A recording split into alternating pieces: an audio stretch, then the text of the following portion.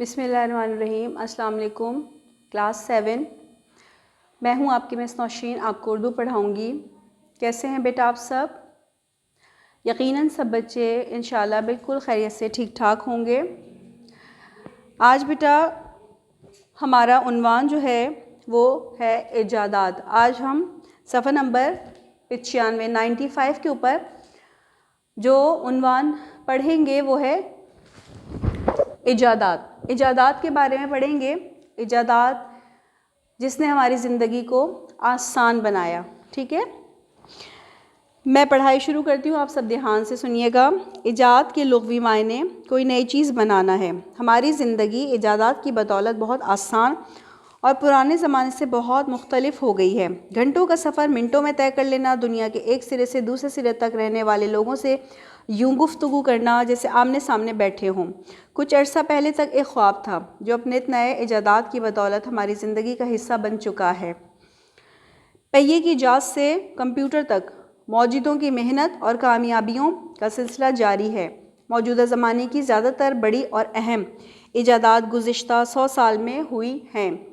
ایجادات کا یہ سلسلہ ابھی تک جاری ہے اور جب تک انسان سوچنے اور تجربات کرنے پر آمادہ رہے گا یہ سلسلہ جاری رہے گا۔ یہ موجد یقیناً انسانیت کے محسن ہیں جنہوں نے نوع انسانی کی مشکلات کو کم یا ختم کرنے کے لیے اپنی زندگیاں وقف کر دیں۔ جذام، چیچک، ملیریا، ٹی بی، ہیضہ، یرقان اور بہت سی بیماریوں کی دوائیں دریافت ہونے کی وجہ سے اب انسان نسبتاً طویل عمر پاتے ہیں۔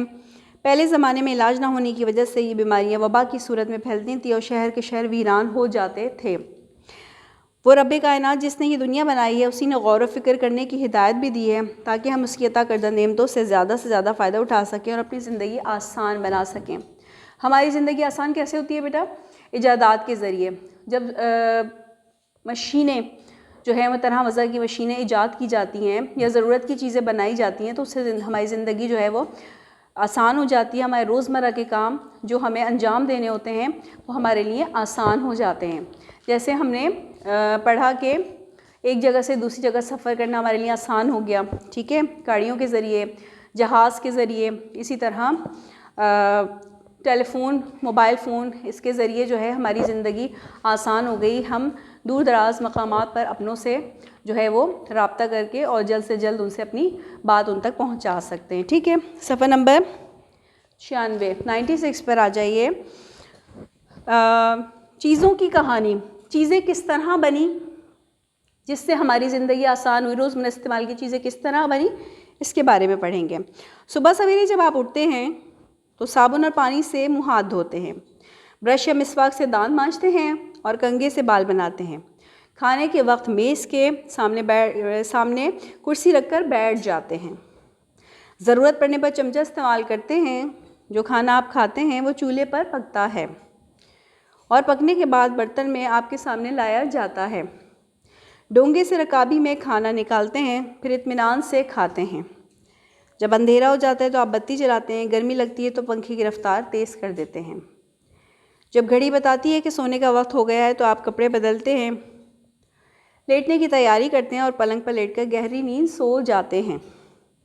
صابن اور پانی، برش، مسواک، کنگھی، کرسی اور میز، چھری اور چمچہ، بتی اور کنگھا، گھڑی اور پلنگ، ہم صبح سے لے کر رات تک کتنی بہت سی چیزوں کو استعمال کرتے ہیں۔ یہ چیزیں اب ہماری زندگی کا حصہ بن گئی ہیں کہ ہم ان کے بارے میں غور بھی نہیں کرتے۔ مگر ایک زمانہ تھا جب لوگوں کو اس طرح کی بس تھوڑی سی سہولتوں کے ساتھ گزارا کرنا پڑتا تھا، اور اس سے پہلے ایک زمانہ ایسا بھی تھا جب ان کے پاس کوئی بھی سہولت موجود نہیں تھی۔ اس وقت ہر آدمی کو سخت گیر فطرت کے خلاف جدوجہد کرنی پڑتی تھی اور زندہ رہنا اسی جدوجہد کا نام تھا۔ اپنے ذہن کو استعمال کر کے آدمی نے رفتہ رفتہ اپنے روز و شب کو آسان بنا لیا۔ اس نے موسم کی سختی پر قابو پانے کے طریقے ڈھونڈے، کام آسان بنانے کے لیے اوزار ڈھالے۔ جوں وقت گزرتا گیا لوگوں نے زندگی کو سہل اور آسان بنانے کے نت نئے طریقے ڈھونڈ لیے۔ انہوں نے مٹی سے برتن بنائے جس میں کھانا پکا سکیں اور پکا ہوا کھانا رکھ سکیں، بیٹھنے کے لیے کرسی اور لیٹنے کے لیے پلنگ بنائے، طرح طرح کی میزیں بنائیں، گھروں کی اور سامان کی حفاظت کے لیے تالے بنائے اور تالے کھولنے کے لیے چابیاں، وقت کا دھیان رکھنے کے لیے گھڑی ایجاد کی اور وقت کے بہتر استعمال کے لیے کاغذ، قلم اور کتاب۔